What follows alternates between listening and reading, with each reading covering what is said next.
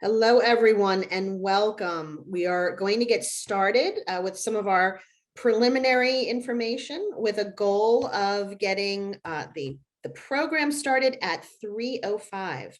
My name is Judy Conti, and I am NELP's Director of Government Affairs. I work out of our DC office, and we are thrilled to have so many of you here today. Let me take care of a little bit of housekeeping first. This webinar is being recorded, and the recording will be shared with everyone in a few days. There may be members of the press on this webinar, so nothing is off the record. Nothing that we say, nothing in question and answer. We will have a Q&A session at the end of the webinar, so please put your questions in the Q&A section on the toolbar at the bottom of the page, and we'll try to get as many of them answered as possible. To the extent that panelists express any opinions today, those opinions are their own and should not be imputed to the other organizations that the other panelists are from. We will put a link to the report that we are discussing in the chat box. And we invite you to join NELP Connect, an online community through which we operate many listservs, including one on UI, have libraries of pertinent materials and resources, and which can also be used as a platform for cross-organization collaboration. Kim Bukola, our IT director, put a link in the chat for that. And I am going to put in the chat one more time our housekeeping rules of the road for those who have just arrived. I want to start by introducing our speakers and panelists and thanking them for their time today to be here and go through this report, their experiences with the UI system, and our call to action.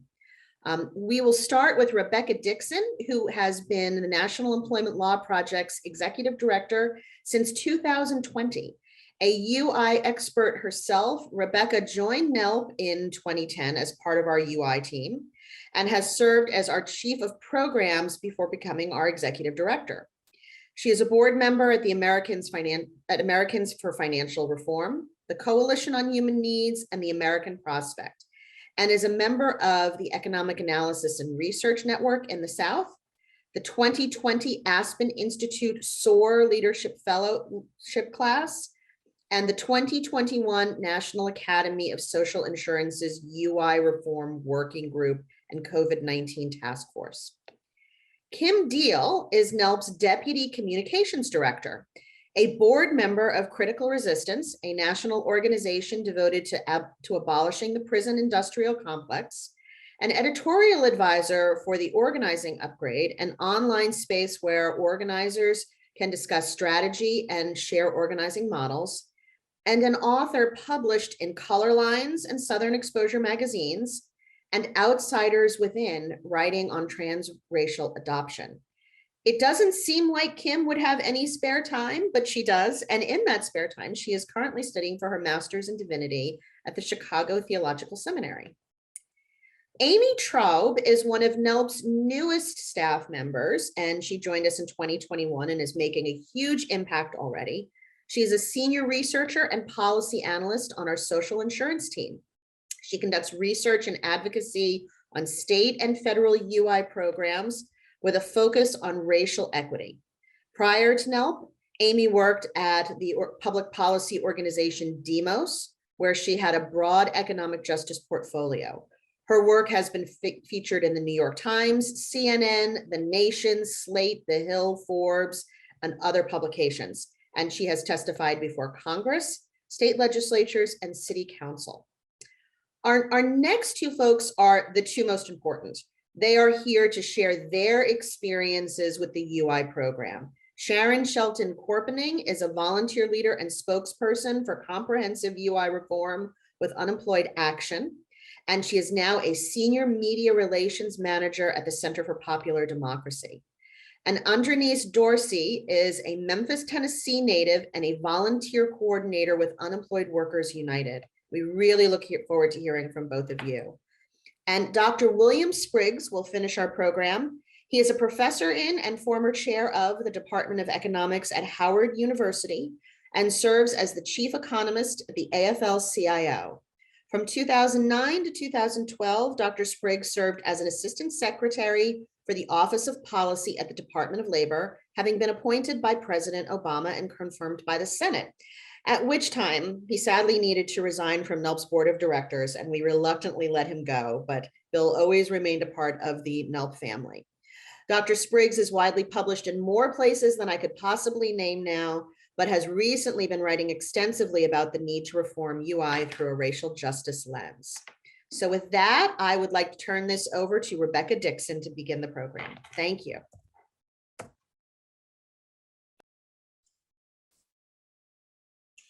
So thank you all for joining NELP and our co-hosts, Unemployed Workers United and Center for Popular Democracy, to discuss why reforming unemployment insurance is a racial justice imperative. I'm Rebecca Dixon. I'm Executive Director here at NELP. And for those who are joining us for the first time, NELP is a legal policy and advocacy organization founded in 1969. Our mission is to build a just and inclusive economy where all workers have expansive rights and thriving good jobs.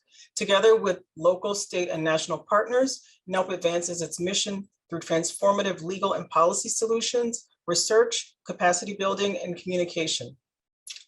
Our victories over the last decade have impacted the lives of an estimated 100 million workers and their families. At NELP, we believe that thriving people, families, and communities are the foundation of a just and inclusive economy, an economy where every single job is a good job. Everyone who wants a job can get one, and in between jobs, there exists economic security. This is what a good jobs economy looks like, and a transformed unemployment insurance system is central to that. I came to NELP to work on precisely this issue, and I wanted to share a little bit with you about my leadership around UI advocacy and my dedication to centering those at the margins of the system. It is deeply anchored in my personal lived experience. My origin story begins in rural Mississippi in a family of sharecroppers, domestics, and dairy workers. For them, these folks, their hard work did not count for the purposes of the important New Deal benefits and protections like unemployment insurance. And as we will hear more about today, the New Deal was touted as a universal strategy, but in reality, it was built for white male breadwinners and carved out huge swaths of Black, Mexican-American, Native American, and Asian American men and women by virtue of the occupations where they were concentrated. The UI system is a case study in structural racism that over time has compounded inequities. It was built for white male breadwinners when the labor market for workers of color was vastly different, more agricultural, industrial, and manufacturing focused. As we all experienced, the structurally racist system has become more evident during the pandemic and recession, hitting women of color the hardest. In fact, unemployment for Latinas peaked in 2020 in April at 20.2%. And for Black women rose to 16.5% in May of that same year. Their concentration in leisure, service, hospitality, education, and health sectors made them vulnerable to massive job loss. As a Black woman from the South, my history, experiences, and expertise have deeply informed my understanding of where we need to go now and where our movement must go with regards to this program. My experience is working as a state advocate in Mississippi, working to support UI claimants, especially Black claimants that the system was not intended to serve, has shaped my dedication to center the priorities and experiences of those at the margins. My UI advocacy expertise for worker-centered changes has fortified my understanding of why we must collectively commit to long-term transformational changes to UI so that all workers can thrive and we can end this cycle of inequity. Unemployment insurance should be and can be a dependable support for economic security of families. Whether one worker has lost a job or millions have been thrown out of work, a high-functioning UI system should sustain workers, their families, and their communities by providing all workers, that means part-time workers, underpaid workers, temp workers, gig workers, who are often misclassified as independent contractors, workers who have disabilities, workers of all races and genders, all workers with straightforward access to livable benefits that last long enough to find a job that matches their skills and needs. We have a long way to go to meet that vision. We need to set a set of broad federal standards around the duration of benefits, eligibility for benefits, and so that workers are no longer excluded and that the adequacy of these benefits for families actually meet their basic needs. We also need to ensure equitable access to benefits. Here's an example of the barriers that need to be addressed. In 2021, 25% of Latinx adults and 17% of Black adults relied on a smartphone as their primary means to access the internet. Yet many state UI websites are still not optimized for their applications on mobile phones. NELP staff will be talking more about these obstacles and access this afternoon. In closing, reforming unemployment insurance is a racial equity imperative. We cannot build an economy that values Black workers, Native American workers, Latinx workers, Asian workers, or white workers unless we work together to build a better unemployment insurance system. Thank you.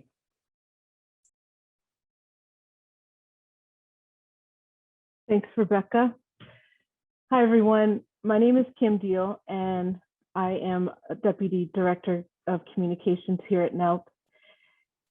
And unlike many of you who are here on this webinar today and who NELP works with every day, I am pretty new to unemployment insurance policy. But I am an organizer, I'm a communicator, and part of my work here in this arena in the last year or so has been to look at the decisions that were made that led to where we are now, and the decisions that were made through a racialized lens. And I believe that naming the specific ways racism is designed in a policy is empowering, because I believe, and you probably believe too, that if we can name it, we can dismantle it. This didn't just happen by chance. The problems that we're living with right now with unemployment insurance were specifically part of the design. And I am also a storyteller. I love telling stories of people who have fought together and won. And the story about unemployment insurance is still unfolding. Our story is still being told. And so after Amy, we're going to hear from two speakers who used their voices to fight for change when they were unemployed during the pandemic, and that's inspiring. So I want you all to hold on to the fact that the story's not finished, and let's believe that we can win. I'm going to start this context in the 1930s, and imagine yourselves in that period where more than half of the Black workers in the South worked in agriculture or in domestic jobs. It's the fourth decade of Jim Crow laws that enforced racial segregation in the US South. And it's the second Reconstruction, which means it is the second phase of the civil rights movement that began after Emancipation Proclamation. We're also a decade into the first wave of the Great Migration of Black people from the South to the North. It is also the middle of the Great Depression. World War I ended a decade ago in 1919. The NAACP, the National Association for the Advancement of Colored People, entered its 20th year since forming in 1909. So this is our context. This context influenced two main factors that led to exclusions that were based on race when unemployment insurance programs were being designed in this early 20th century. The first factor, let's talk about the South. Let's talk about the white aristocracy of the South. Southern congressional leaders held the majority of power. They were seated in the most important seats in not only commissions, but in many different areas of Congress. Nothing could be done without Southern white aristocracies approving. They also influenced policymakers who were making deliberate race-based decisions so that this strong base of conservative white Southern Democrats who held the most powerful seats in Congress would be appealing, that they would be willing to pass these policies. So that was a major factor that we cannot forget. And then the second factor is that we're at the very early stages in developing labor market research and statistics. And those who created those statistics and that science, they were not capable at that time to address the multiracial, multi-class populations that were making up the labor market. And so given these two factors, labor market research in its early stages in determining who's holding jobs and who's unemployed and who can be counted, and the congressional leaders from the South holding the majority of power, we now have a foundation for exclusions that were built into the New Deals that Rebecca talked about. And if you can go to slide 6. I'm going to read a quote in a second, but I want to say that the first key decision that was made that were based on these factors was granting states, not the federal government, the power to manage unemployment benefits. And that meant that states could form their own unemployment insurance laws with very little federal requirements and oversight. So states had the power. Without local control of the unemployment benefits, Southern states were not going to be able to have the surefire mechanism to exert racist control over public funds. So that's very important for us to consider when we're looking at why is this the unemployment insurance program is both a federal and state program. So we had to have state control. The next key decision was that the unemployment insurance program was built to serve white male full-time workers and their employers. And so that meant that those who were excluded were the agricultural and domestic workers that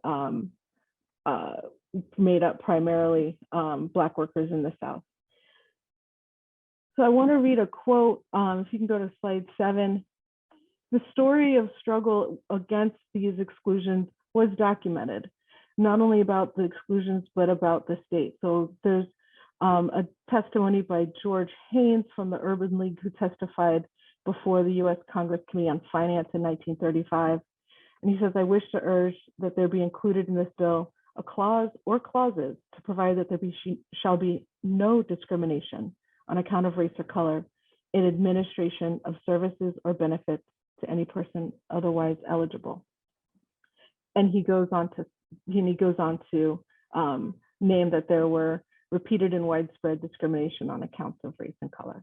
So I'm going to pass it on to Amy. Thank you, Kim. I'm Amy Traub. I'm Senior Researcher and Policy Analyst at NELP. And now we've seen how, and I'm going to ask Bukola if you could please move us forward a couple of slides. We are talking about one more slide ahead. Great, that's perfect. That's what we should be looking at. We've seen how from its historical beginnings, the unemployment system was really designed to exclude large numbers of unemployed workers, and particularly Black workers. And Kim, thank you for really powerfully making that point. To understand how the system continues to operate in ways that reinforce racial inequity today, we first need to zoom out and look at the job market in the US. As a result of structural racism, workers of color are often more likely to be unemployed than white workers. And let's see the next slide.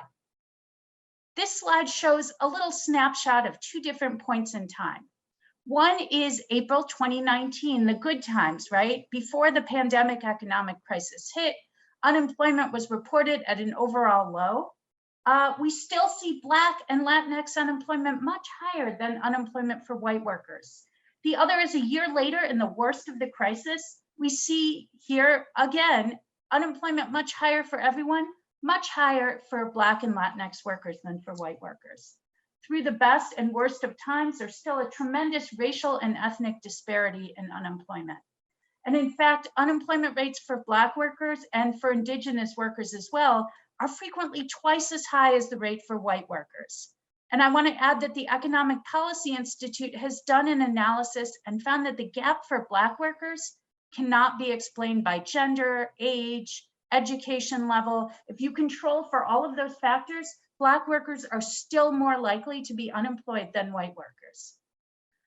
The higher unemployment rate isn't a result of the unemployment insurance system, but that's the context in which it's operating. Workers of color are more likely to be unemployed and they're more likely to need unemployment insurance. But Black and Latinx workers are actually less likely to get benefits. And a key way that the unemployment insurance reinforces racial inequity is that federal law allows states today to set up a web of restrictions that prevent workers from being eligible for UI benefits and discourage workers from even applying in the first place. This slide shows us the outcome here. Unemployed Black workers were 24% less likely to receive unemployment benefits than their white counterparts over the last 30 years. A significant reason for that disparity, is that Black workers are more likely to live in the South, and Southern states have set up the most stringent and exclusionary requirements. These requirements exclude workers who are low paid. They exclude people who have worked part-time, who are looking for part-time work. They exclude app-based workers who often get misclassified as independent contractors. And because structural racism and sexism are really embedded in our labor market, Black workers and other workers of color, and especially women workers of color, are overrepresented in these groups of excluded workers. So they are the ones who are disproportionately shut out. And undocumented workers are also explicitly excluded from unemployment insurance by law, even though their employers often pay into the system. Next slide, please. Thank you. Federal law also allows states to slash the maximum number of weeks of benefits they provide. So while most states offer 26 weeks of benefits, a growing number are deciding to offer fewer weeks. And as this slide shows, nationally, Black workers are out of work longer on average than their white counterparts. Again, that's discrimination in our labor markets. So Black workers are most likely to be hurt because federal law allows states to slash the maximum number of weeks of benefits that they offer. Next slide, please. Black and Latinx workers are also more likely to be paid low UI benefits when they qualify, when they're actually getting benefits, have overcome all these hurdles, and they face greater hardship as a result. Because the federal government sets no minimum standards for benefit levels, payments are often not sufficient to meet workers' basic needs. Now, this harms all unemployed workers, but it particularly harms Black and Latinx workers because UI benefits are based on past wages. And workers of color are disproportionately underpaid. Again, this is structural racism at work in our economy. We also see the impact of the South's very restrictive system.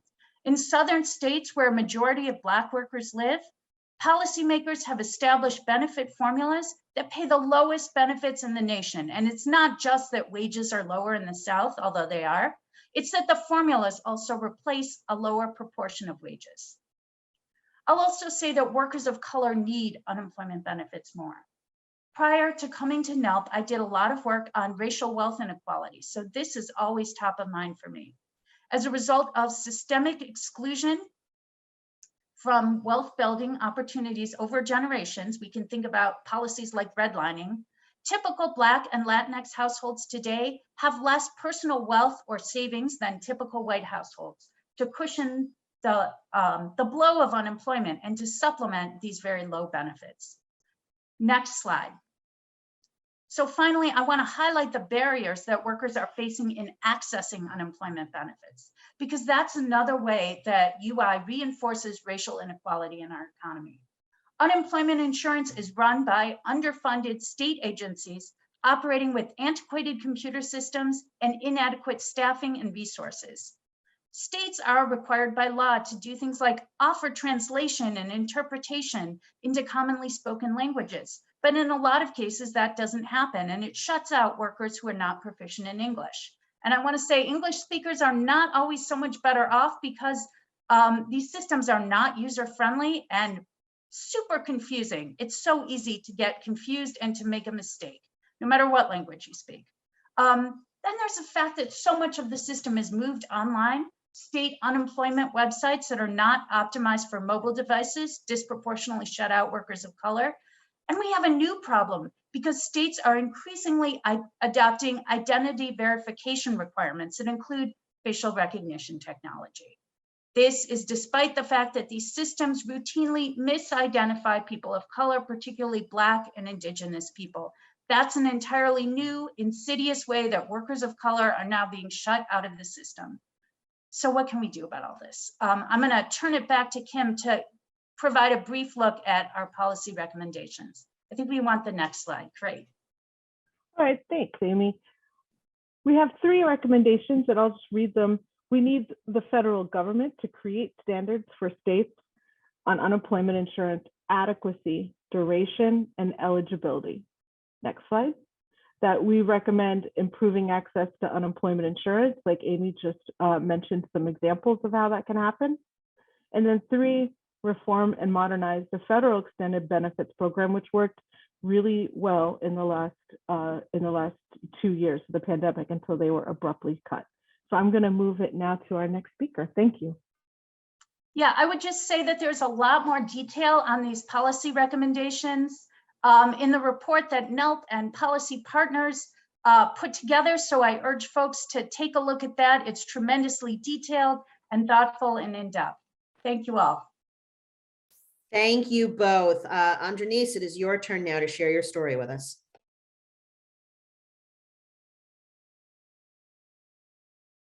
All right, guys, nice to meet you all today. My name is Andrenice Dorsey. I'm a native Memphian and also a volunteer coordinator with Unemployed Workers United. I'm going to show you guys my unemployment story. So I have a degree in marketing. I'm also enrolled in school for data analytics. But before I became a volunteer coordinator with UBU or Unemployed Workers United, I was running my own startup in freelancing marketing. When the pandemic started, my unemployment was severely impacted. I was unemployed from March 2020 through December 2021. But at the beginning of the pandemic, when millions of people were submitting their claims, I struggled to navigate the system and to secure the pandemic unemployment assistance funds for my family. When I began the process of applying for the pandemic relief, I spent so many days and hours trying to get the assistance from representatives. I would be on the phone for hours, from 8 a.m. to 5 p.m., just on hold. It was almost like another whole part-time job. The process was not smooth at all. And although the benefits were helpful, honestly, it really wasn't enough to sustain my household bills. So at the turnaround period, when it was time to recertify, it was very inadequate and stressful. Sometimes it's left me with no benefits for weeks and not enough assistance to cover my household expenses between each stipend. But once I did receive the pool of benefits, I used the funds to help pay bills, take care of my children. And just so you guys know, I'm a single mom of 2. I have an 11-year-old and a 12-year-old. But at the time, it was the pandemic, there was no childcare, and it wasn't even an option for me and my children. And I know so many women would leave their kids at home just to go to work. And the thought of doing the same was stressful and unbearable. On one hand, I was really trying to keep the roof over my head without compromising my well-being and my health for COVID. But on the other hand, the pressure to do more because I knew I wasn't getting enough for PUA. So I just started searching for jobs, even though I knew it would remain risking my health, my mom's, and my kids. During my search for unemployment, at the time, I was told that I was overqualified or people just wouldn't call me back. My reality is that if I have to leave my house, I really need to make $25 to $30 an hour, at least, just to even break even with childcare. And that makes not any sense at all. I mean, the benefits we get from the unemployment system are not enough. Taking a job at minimum wage doesn't make sense for me and my family. COVID showed us and me that the current unemployment insurance assistance isn't enough for most working families. It is designed to be racist and discriminatory on top of being very unaccessible. Then on May 21st, 2021, or on May 2021, excuse me, Governor Bill Lee announced he's just gonna stop the state's participation in the federal pandemic unemployment program. I was so shocked, so sad, and found myself filled with anxiety, but I knew I had to find a way to make it through it all. He actually cut it off July 3rd, 2021. Months before the actual mandated date. My federal benefits went from $600 a week to $250 each week pre-tax. Such a big difference. I found myself choosing what bills to pay, whether to buy toilet paper, the necessities I need to make it through. And then when I reapplied for my regular unemployment insurance, I was told after waiting countless hours and months, on September 26, 2021, I was denied. That's 3 months later. However, I stayed optimistic. I kept pushing through forward despite all the challenges stacked against me. And it's just not fair. I'm one of many and thousands of workers who struggle to get relief and assistance from the federal and local programs. Unemployed workers shouldn't have to wait 3 months or longer to hear back from agencies that were created to support us during difficult times. It's just not fair. And to make matters worse, like the speaker before, brown and Black workers are subjected to higher rates of workplace discrimination. We get neglected, lower wages, and also face higher rates of unemployment. And this is why we're here today. This report validates what people like me have to face every day to keep our families afloat and our dignity intact. Like this report says, changing this system, reforming unemployment insurance at the federal level is critical to advancing racial justice in this economy.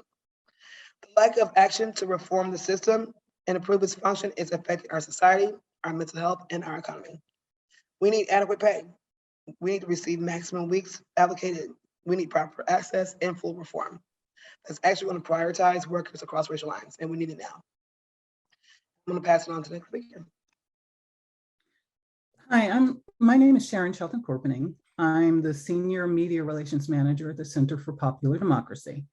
Before I started working for CPD, I was COVID unemployed.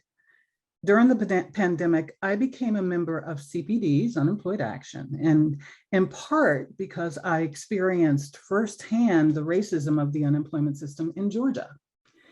Like many workers of color, I was a 1099 worker and only temporarily included in the system during COVID because of PUA.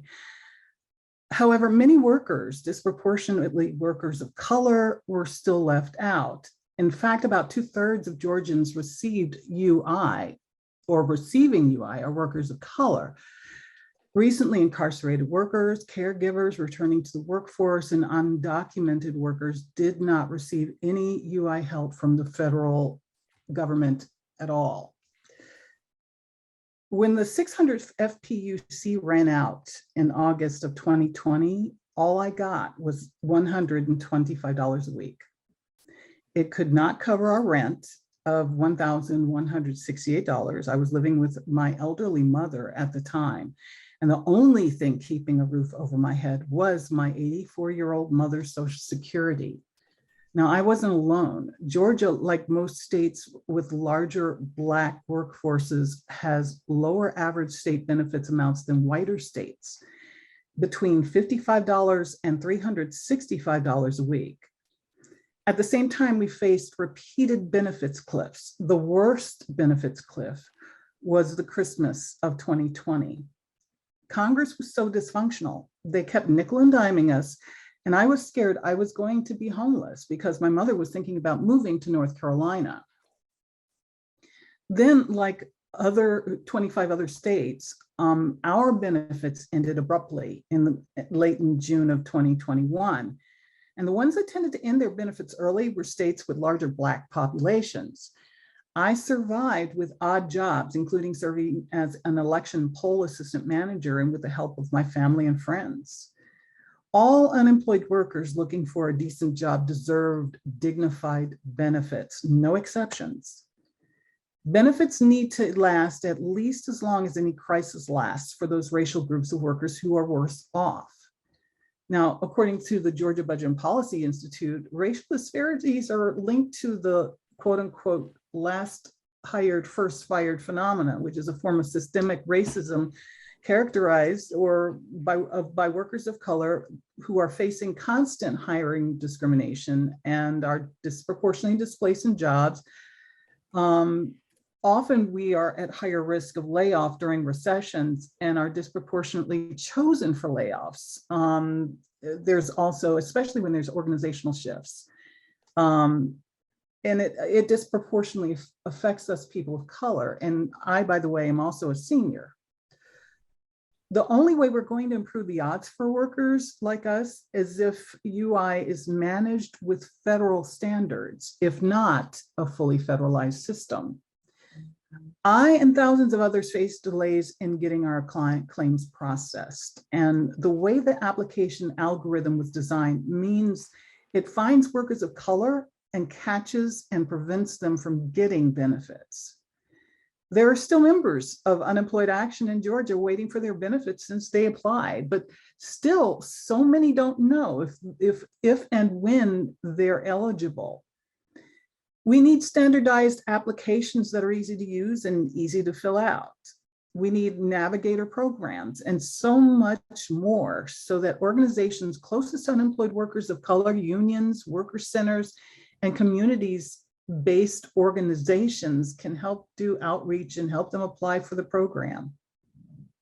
And with that, I will pass it on to, I do believe, I don't know who, but Dr. Spriggs is going to take us Spriggs, good to home. see you. Thank you very much, and thank you to NELP for organizing this, and to the Center for Popular Democracy for continuing this fight, and for those unemployed workers who have organized to raise this issue. You've heard the key elements of the report. I want to emphasize to you why this is so important. First, I want to thank Kim in particular for raising the testimony given by George Haynes, who helped to found the National Urban League. Because it's important to understand this isn't like we woke up yesterday and found this out. From the very inception, from the very design, those African-American scholars who were experts at understanding racial disparities and why they came about and why they were generated were testifying to Congress and warning this will be the result. So it isn't as if we're making up this idea that there was a disparity built into it. The very experts of the day told Congress at the beginning, this is what is going to happen. Now, as was emphasized, a big part of the problem, the major part of the problem for Black workers comes from where Black workers live. And as we've seen challenges to voting rights, we see a pattern within those same states of continuing to fight for creating racial disparities. This is dangerous for the nation for several reasons. One, as the report makes clear, this trend is worsening. Over the last 30 years, the gap between recipiency rate by race has been growing, and it's continuing to grow. It is a race to the bottom for those states in which Black workers live. Now, we can reverse that path by recognizing that along with voting rights, this is another one of those policies that are being conducted to reinstate the kind of racial disparities all of us are currently working against having take place. I am so grateful for the words and testimony of actual workers. I just want to highlight that many people still insist, despite what the report has pointed out and we have known for some time, insist that unemployment is the problem of Black people because they have not taken the effort to be educated.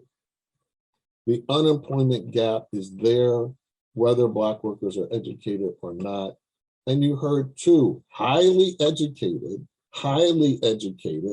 articulate Black women explain to you their experience.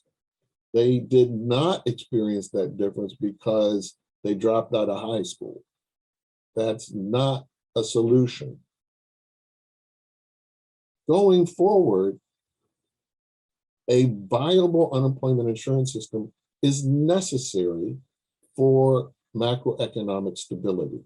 We saw that with the CARES Act and with the American Rescue Plan that President Biden championed.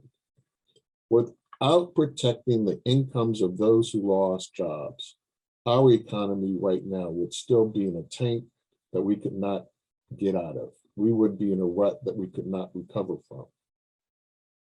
But going forward, not only do we have the risk that rather than understand how vulnerable our system was, because the only way we rescued many workers was to add a federal pandemic unemployment benefit, which made workers eligible for unemployment who otherwise would not have been eligible.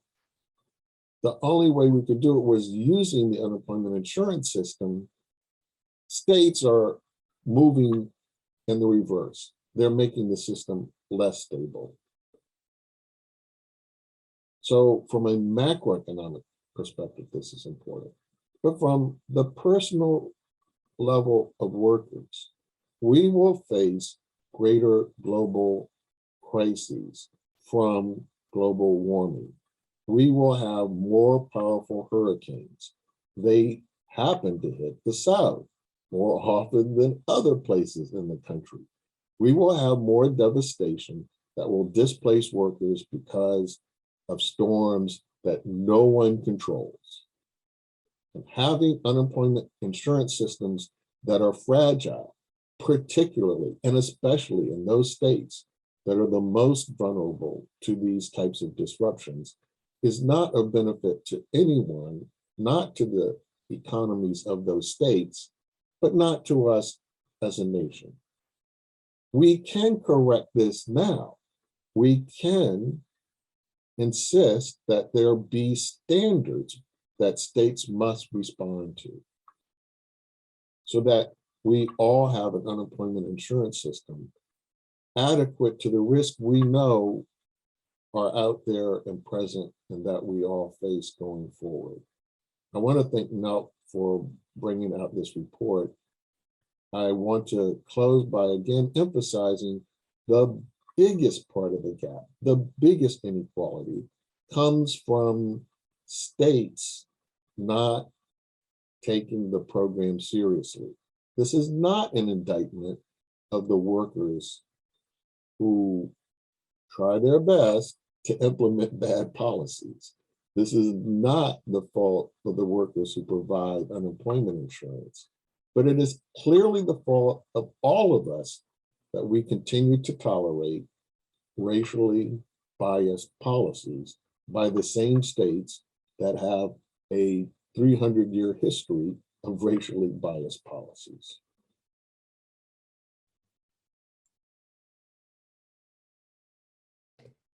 Thank you, Dr. Spriggs. We really appreciate your time.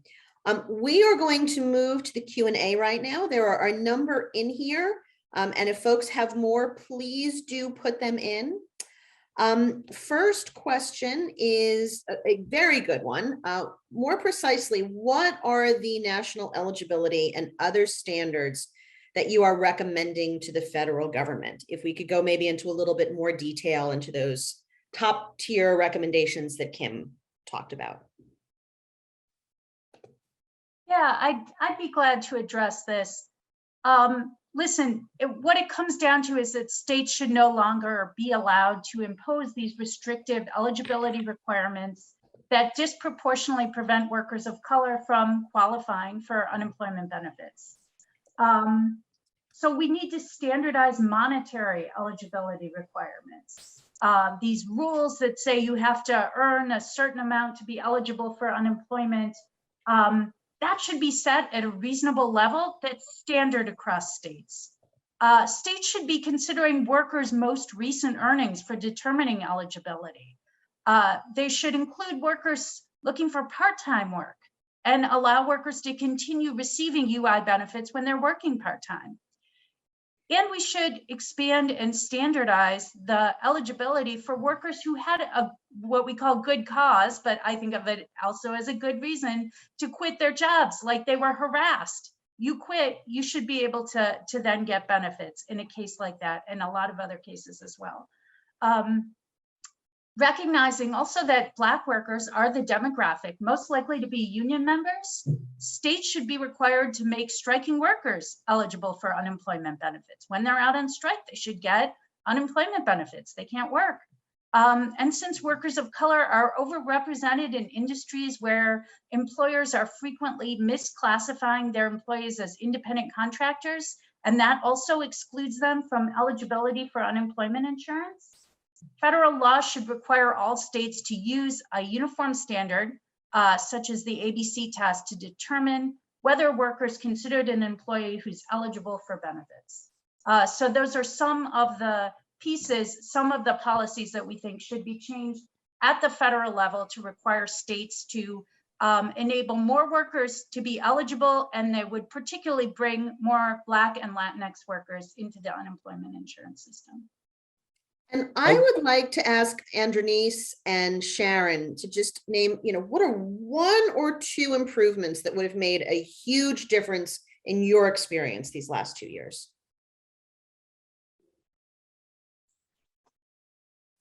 Clearly amount. Go ahead, Andronice. I'm sorry. Go ahead. In Tennessee, just even having people that were actually would answer the phones. It got so bad to the point where I was actually helping friends through their unemployment insurance as well. And I literally have friends who had not, for like a year, did not get anything. No phone call, nothing. Like, and it was impossible to get to the phone lines. I would go on the phone lines in the morning and it'd be like 500 people on the phone. So I mean, like you literally be on the phone all day. And So just having proper people, that's insane. Sharon, how about you? Well, I had a similar experience as Andres did. Actually, Georgia's local centers are still not entirely open. The Georgia Department of Labor, since COVID, has not reopened its satellite centers, except for now, from what I understand, just a few. Secondly, everything was attached to work search requirements.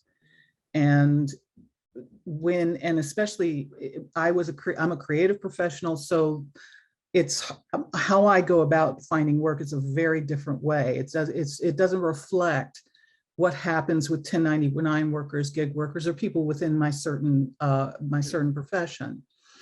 And I would say fourth or third, definitely clearly benefit amount. It was just inadequate, $125 a week, and among others, but I would say those are the top. Thank you. And with respect to Andrenese's point, I would note as well that the persistent underfunding of our UI programs, and this has been going on for 40 plus years. This program, the money that is sent out to the states from the federal government to administer these programs has been level funded or reduced virtually every year over the past 4 decades, with very little exception.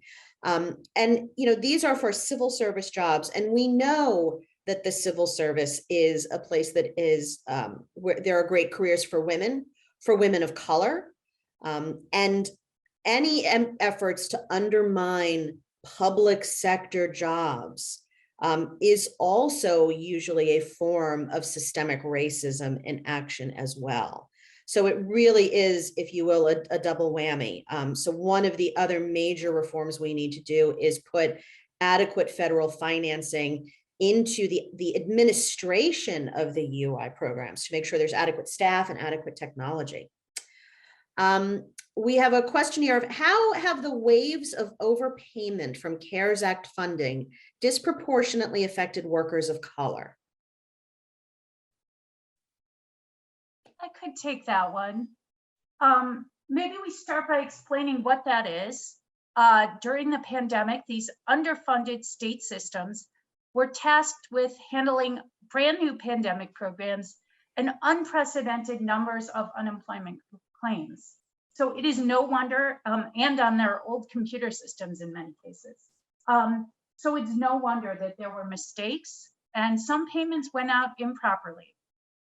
Now workers are being told to pay back benefits that were overpaid. And in a lot of cases, they spent that money. I mean, they didn't know they were overpaid. This was a mistake that happened somewhere in the system. They used that to buy groceries and pay rent. And many people now are still not back on their feet, even if they've got a new job. They're not able to come and pay back thousands of dollars in mistakenly overpaid unemployment benefits. So we know that the pandemic programs were a tremendous help to workers of color who were disproportionately thrown out of work and are disproportionately excluded by the regular state system. So they were helped by these pandemic programs. So while I have not seen specific data about overpayments and workers of color, it stands to reason that workers of color would be disproportionately impacted now by this, this crisis of mistakes in the system that resulted in overpayments. I just want to add very quickly, we should not presume that when the state now claims that there were overpayments, that they got it right this time. We know that they got it wrong the first time. And it highlights how complicated these formulas are.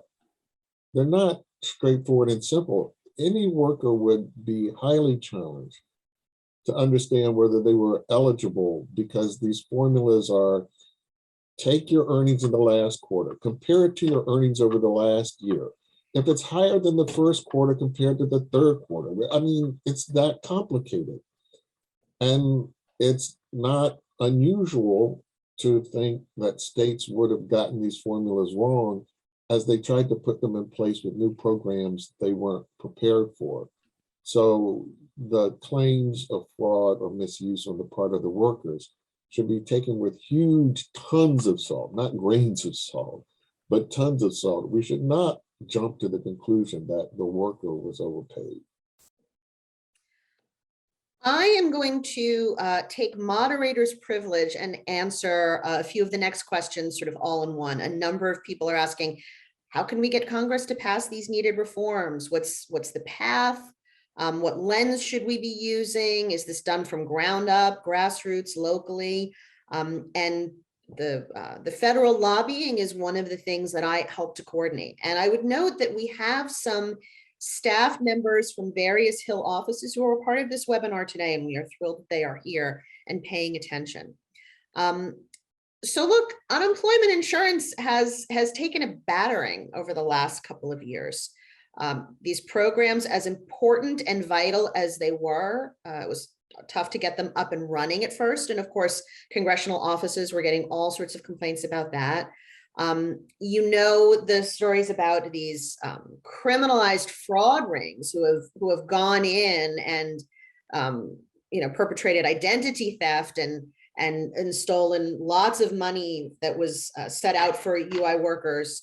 And unfortunately, the Republicans have done a very good job of co-opting the success of the UI program over these past 2 years, and instead focusing on the fraud that happened that was not related to any sort of worker fraud in most cases, and capitalizing on the difficulties that the programs have had as if that was proof of their ineffectiveness, instead of realizing how effective they were. Amy, who spoke earlier, did a report a few months ago showing that from the 2020 census data, 4.7 million people, including 1.5 million children, were kept out of poverty as a result of UI benefits in 2020 alone. So we at NELP and with all of our allies, the big Fix UI Coalition, are going to be really beginning what we look at as a big PR campaign for UI. We want folks in Congress to understand how successful this program was, in particular because of all of the extra fixes that Congress made during the pandemic, putting the PUA program together to make sure people who aren't covered by UI got coverage, doing the pandemic unemployment compensation, the extra money to make up for the low benefit levels. So we're going to be making sure people understand how important and how good and successful the program was in spite of its difficulties, but also that the problems we are talking about now and the problems that people experienced during these past few years were nothing new. The same thing happened during the Great Recession. And when that resolved, everybody forgot about UI and went about their business. We can't let that happen again, because as we've been discussing today, it hurts everybody who tries to access the system, but in particular, all of the exclusions, all of the difficulties, all of the shortcomings disproportionately hurt workers of color. And we have an administration that is committed to centering Black workers in the efforts of reform in this country. At NELP, we are committed to centering Black immigrant workers. Women workers are brutalized by this program as well. And we believe that that message is one that really is compelling and hopefully will capture more attention and more enthusiasm for fixing this program, both so that it operates better during normal economic times, and so that the next time we face an economic crisis, because it will happen again, whether it's a recession or something else, the program will actually be ready to function without Congress having to come in and build all sorts of new programs and then have the states reprogram everything all at once. So we're going to be very involved in launching that campaign. And in particular, grassroots support is essential. Congress needs to know there is a constituency that cares about this. So those of you through the Center for Popular Democracy, Unemployed Workers United, and other organizations that are out there organizing, your work is just so essential, and there is no way that we can be successful without this, without you. I would finally note that the Department of Labor is working very actively behind the scenes and pushing every single lever that they can to reform UI through executive action. They have a UI modernization office that is sending in what they call tiger teams to states to look at every aspect of their program and root out inequities and help them modernize their technology. They're putting out guidance for the best ways that states can operate in equitable fashion, including making it clear that states can issue blanket waivers of overpayments if there was no worker fault. But the Department of Labor can only do so much. What we really need is legislative reform, and what we really need is for Congress to get in the game and pass reform as well. Because the fact of the matter is, we know there are just too many states, and in particular, disproportionately those with higher populations of workers of color, who just aren't going to fix the system. There's ones that are just, looking to reduce benefits right now as we speak in their legislative system. So we are calling on Congress to get in the game and to really make this a priority. And we are sure they are going to join us in this fight, and on a bipartisan basis. There are actually advocacy organizations that generally are more on the right, if you will, political right, who are also very engaged in the UI reform battle. So we look forward to sharing good results with all of you. With that, we are at time, and it is going to be time for us to finish. I would conclude by thanking again all of our speakers today, especially Andronice and Sharon, for coming and sharing their stories and really putting a face on the issues that we are trying to root out here. I would suggest that those of you who are not involved in organizing activities around unemployed workers, but would like to be, check out Unemployed Workers United, check out Unemployed Action on Facebook, and I believe that's on other platforms as well, perhaps Instagram and Twitter.